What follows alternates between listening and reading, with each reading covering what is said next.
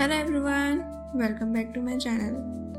आज हम आए हैं दिल्ली के एक बहुत ही famous historical place Humayun tomb में। आप अगर हिस्ट्री, आर्किटेक्चर या फोटोग्राफी पसंद करते हैं तो ये प्लेस डेफिनेटली आपको बहुत पसंद आएगा।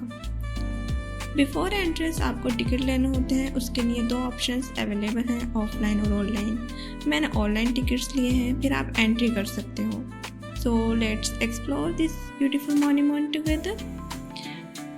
जैसे ही हम एंट्रेंस से अंदर आते हैं, सबसे पहले हमें इस जगह का पीसफुल एटमॉस्फेयर और ब्यूटीफुल गार्डन्स देखने को मिलते हैं। इट फील्स काम एंड रिफ्रेशिंग। सिटी की भीड़ भाड़ से दूर इस जगह का एक अलग ही एक्सपीरियंस है गाइस। अगर आप दिल्ली विजिट कर रहे हैं तो मैं रिकमेंड करूँगी कि इस प्लेस को अपने ट्रैवल लिस्ट में ज़रूर इंक्लूड करें। यहाँ आप हिस्ट्री भी जान सकते हैं, नेचर एंजॉय कर सकते हैं और अमेजिंग फ़ोटोज़ क्लिक कर सकते हैं। So another amazing fact of Humayun tomb, बहुत से एक्सपर्ट मानते हैं कि ताजमहल के आर्किटेक्चर को डिज़ाइन करते टाइम हुमायूं टॉम्ब से इंस्पिरेशन ली गई थी, इसलिए इसे ताजमहल का प्रीडिसेसर भी कहा जाता है। मुझे पर्सनली यहाँ की ग्रीनरी, पीसफुल एनवायरनमेंट और आर्किटेक्चर बहुत पसंद आई। अब हम टॉम्ब के और करीब आ गए हैं। यहाँ खड़े होकर इस मॉन्यूमेंट की हाइट और ब्यूटी का देखना एक अलग ही फीलिंग देता है। हर एंगल से यह प्लेस फोटो और वीडियो के लिए परफेक्ट है। अब हम फाइनली हुमायूं टॉम्ब के बिल्कुल सामने हैं और हॉनेस्टली ये व्यू देखकर दिल खुश हो जाता है। Look at guys, the beautiful combination of red sandstone and white marble make this monument look truly royal। Her side की आर्चेस, डिटेल्ड कर्विंग्स और परफेक्ट सिमेट्री इसकी ब्यूटी को और भी इन्हेंस करती है। अगर हम ध्यान से देखें, सूरज की रोशनी जब इस मॉन्यूमेंट पर पड़ती है तो ये और भी स्टनिंग लगता है। चारों तरफ लश ग्रीन गार्डन्स हैं और पीसफुल एनवायरनमेंट इस जगह को और भी स्पेशल बना देता है। यहाँ आकर ऐसा लगता है जैसे हम हिस्ट्री के एक ब्यूटीफुल चैप्टर में आ गए हैं। If you are visiting Delhi, this place is definitely worth visiting. And एक और इंटरेस्टिंग बात यह है कि ये UNESCO वर्ल्ड हेरिटेज साइट है और दुनिया भर से लोग इसकी ब्यूटी और हिस्ट्री देखने आते हैं। अब हम आ गए हैं हुमायूं टॉम्ब के म्यूज़ियम में। यहाँ आपको मुग़ल ईरा से जुड़ी बहुत सी इंटरेस्टिंग इंफॉर्मेशन देखने को मिलती है।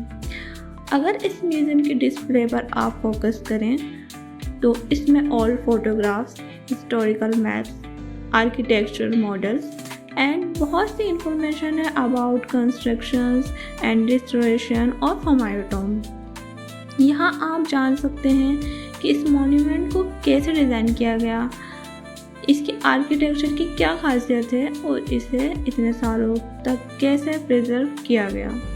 ये सारी इंफॉर्मेशन हुमायूं टॉम्ब की इस म्यूज़ियम के अंदर है। ये सिर्फ देखने की जगह नहीं बल्कि हिस्ट्री को एक और अच्छे से समझने की परफेक्ट प्लेस है, ये आप कह सकते हैं। लुक एट गाइस, सामने का व्यू कुछ इस तरह का दिखता है। Definitely wow.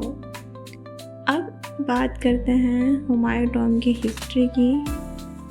तो इसमें हम जानेंगे मुग़ल इंपीरियर हुमायूं की डेथ 1556 में हुई थी। उनकी याद में उनकी वाइफ हमीदा बानो बेगम ने इस टॉम्ब को बनवाने का फैसला किया।